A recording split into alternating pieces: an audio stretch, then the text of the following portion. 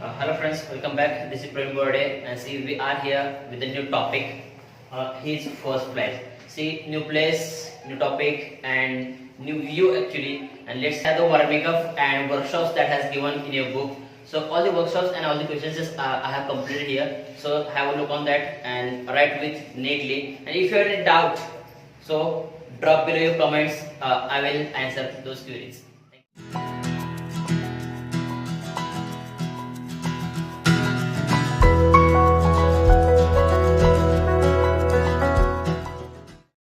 Let's start new topic 1.5 his first flight. Warming up. Form groups of 5. Remember your past days and share with your friends about memories of your first day at school or first attempt at cooking. What role did your parents, siblings play to help to overcome your fear? Discuss and answer. Are there any situations when you get afraid? Yes, the first time when my teachers called me on the stage and asked for the speech, that time I was afraid. How would you react if you had to travel alone? Traveling alone is not secure nowadays. First of all, it can make fear, but afterwards it will be okay to travel again. 3. How would you react if you had to stay alone at home? Codas people may get afraid to stay alone at home, but brave can be. Last, what would you do if you were lost in a new city? It is somewhat dangerous, but without getting afraid, I will try to contact my parents from someone's mobile. Second question, complete the following table. Here, 3 columns has given, and just we have to write the sentences, the meaning itself has given, and there are some idioms has given. The first idiom is bird's eye view. Here, the meaning of that idiom is view from somewhere high, and the sentence is the Eiffel Tower is the essential spot. There you may the bird's eye view enter Paris. Second idiom is as free as a bird. Here, the meaning of that idiom is if he or she is carefree. And the sentence after finishing her exam, she will be as free as bird. Third, eagle's eye, meaning his ability to observe someone closely. Here, the sentence is a good surgeon must have an eagle's eye, lion's heart, and a lady's hand. The last one is spread one's wing. It means to try to work on things independently. Sentence is if you spread your wings, you do something new and rather difficult. Some questions have given along with the chapter. What did the young seagull feel? Answer. He felt that his wings would never support him. Second question. Guess the meaning of muster of courage. Here, muster of courage means gather or bring courage together. Second, ascending the sky. That means to rise from a lower level. Third, why did the young seagull feel hot? Answer, he felt because he had not eaten since its nightfall. Question number 4, what were the young seagull's parents doing? Answer, his father was preening the feathers on his white back. Only his mother was looking at him. She was standing on a little high hump on the plateau. Her white breast thrust forward. Now and again she tore at a piece of fish that lay at her feet and then scraped each side of her on the rock. Question number 5. Guess the meaning of soar. Soar means fly or rise high in the air. Second, maddened by hunger. It means drive insane or make extremely annoyed by hunger. Seized. Seized means take hold of suddenly and forcibly. Question number 6. What were the young seagull's brother and sisters doing? Answer. His two brothers and sisters flying around him, curveting and banking and soaring and diving. And the last question is, what did he forget? Answer. He completely forgot that he had not always been able to fly and commanded himself to dive and soar and curve, seeking freely. Move towards the page number 34. Let's start the English workshop. The first question is, state whether the following statement. A. The young seagull was not confident about the ability of his wings. The sentence is true. Second, the young seagull's parents guided and improved his sibling in the art of flying. Answer is false. C. When the young seagull pretended to be falling asleep, his parents noticed him.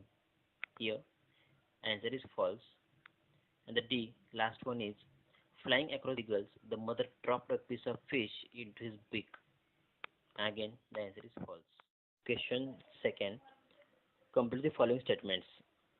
Here, I have completed the sentences, so you can have a look on that. The first one is the eagle is afraid to fly because he thinks that his wings would never support him. B. Young birds are afraid to make their first flight because lack of confidence and lack of trust on their wings. The last one is C. Human beings find it difficult to face great challenges because the fear of failure and lack of his ability and confidence. Question number 3 on the same page. Read the following words carefully and make meaningful sentences of your own and write it in your notebook. See, some words has given here and we have to write the meaningful sentences. Here the first word is plentifully. Plentifully means expressing sorrow. In Marathi, व्याकुळ किंवा शोकाकुल होणे. So sentence can be, I have broken my glasses. He said plaintively.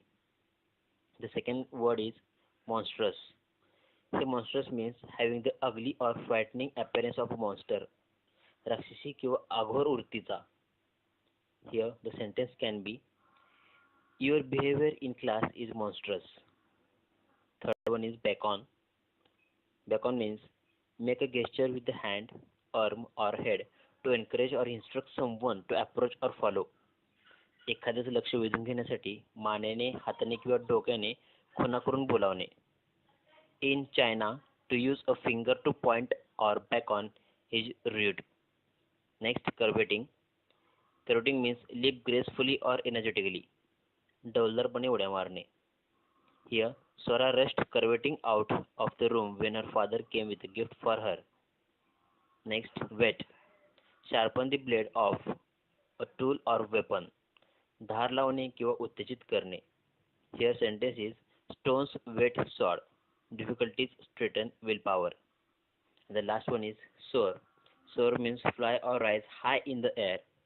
खूप वर उडत जाणे किंवा उंचावर तरंगत राहणे. His long wings beat the air as he rose, and it took him a short 2 minutes to soar over the castle. Question number 4 on same page. Read the following words carefully and fill in the blanks by choosing appropriate words given in the bracket. See, some words have given here in the bracket, so you have to fill in the blanks only.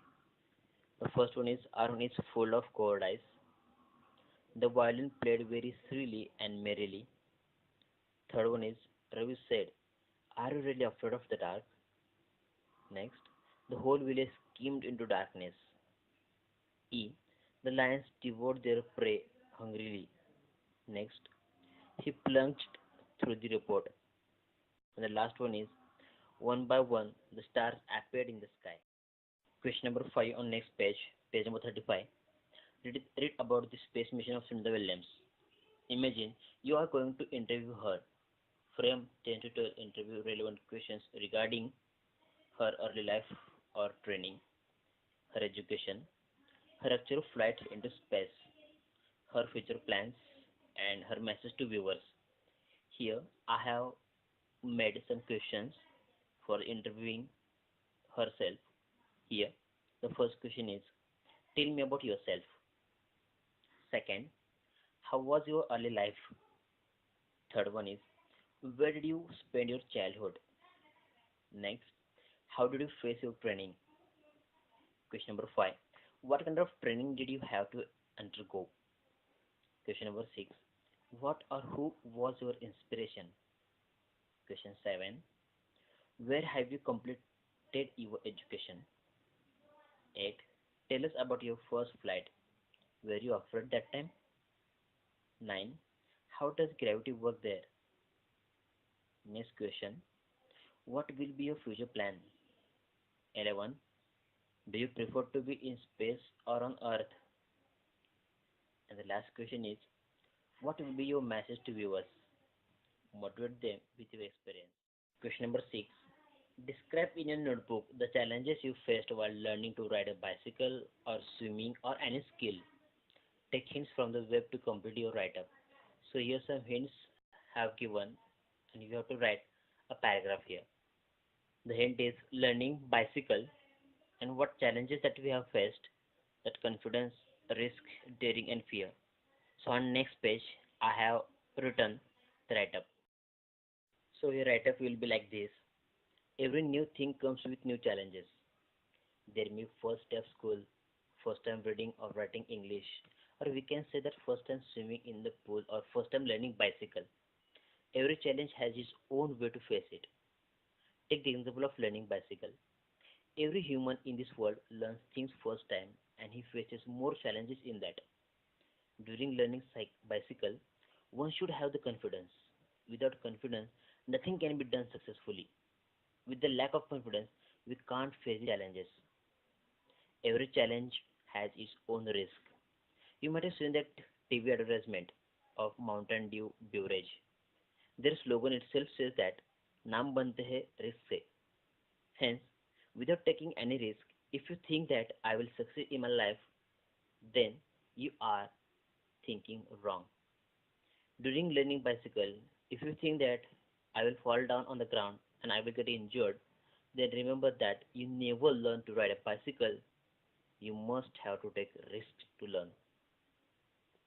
Daring is another fact that is as important as a risk. If we don't dare, we can't sure. If you want surety of your success, you should dare to do things. During learning bicycle, you should dare to hold its handle and to run it slowly and then fastly. Otherwise, it is very impossible to learn bicycle. Last but not the least, fear of everything. Fear will not gear your life. If you have fear of failure, then yes, you're definitely going to be fall in your life. Fear is the most dangerous evil that you have.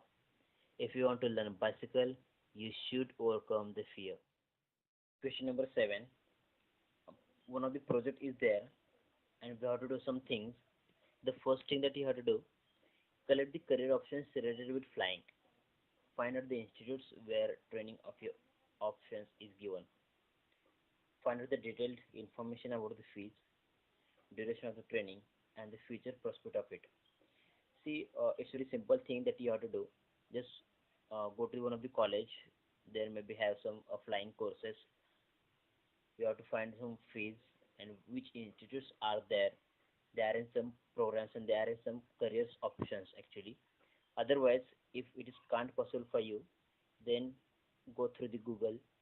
You have lots of options on Google.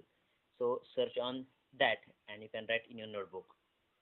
The second question, collect or draw different pictures of birds from your surrounding and write about them. Make a chart with some information about each. Is as simple as the first question. Just go through the Google, collect the information, draw the pictures and write down some points and make one of the chart. Let's start language study. The first question. There are words that have the same pronunciation but the different spelling. They are called as homophones. For example, fair, fair, no, no. Sometimes the words have the same spelling and pronunciation but can have different meaning in different situations. They are called as homographs. For example, watch. A watch means to observe, and the second watch means that shows time. Second example, fair. Fair means not very good, not very bad. Second fair means an exhibition or sale of items, and the third fair means of complexion, skin tone. Here, if you see that in first example, watch and watch have the same spelling but different meaning we can say, and in B in second example, that is fair, fair and fair. Here also it has same spelling and pronunciation but have different meaning. Note that homophones and homographs are together known as homonyms. Okay, let's start the question. Give the homophones of the following: blue, flew, beer, beer, bit, bit, bit, two, two, two, sun, sun. Question number second and page number 36. Find from the lesson the homophones of the following. Question number A. Pick the homophones from the text. See here you don't have to you see here there is no need to use Google here because we have to find it from the text itself. See, see, wood, wood, there, there, seen, seen, one, one, I, I, piece, piece, through, through. I didn't find the homophone for the hands. So if you find it on your text in your notebook, sorry, in your book, so please comment below. I will have prize, one of the prize for him. Not, not. Question B. Explain how the underlined homographs differ in meaning. Here, he saw his two brothers. Here, the saw means it's a past tense of, or we can say past form of see. Next, the woodcutter cut the wicked branch with his sharp saw. Here, saw means a hand tool of cutting wood. Second, the bird injured his wings. Here, wings means feather of a bird. And second, he lives in the sea wings of the building. Here, wings mean a part of a large building. Third, the aeroplane will land at 9 p.m. sharp. Here, land means come down through the air and rest on the ground. He owns 10 acres of land, and here land means the part of the earth's surface that is not covered by water. The last one is fourth, the head of the institution was on leave. Here, the first head means the chief or principal, and the B, he bent his head down with chin. Here, head means the upper part of the human body. Okay, let's have the last question here. Read the following sentences carefully. Underline the verb and find out the tenses in the sentences. The sun was now ascending the sky.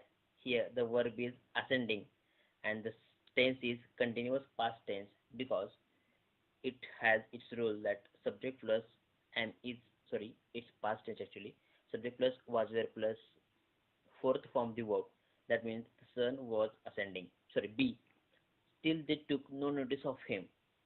Here the verb is took and the sentence is from the simple past tense because they took the subject plus second form the verb. C. She's standing on the little high hump on the plateau.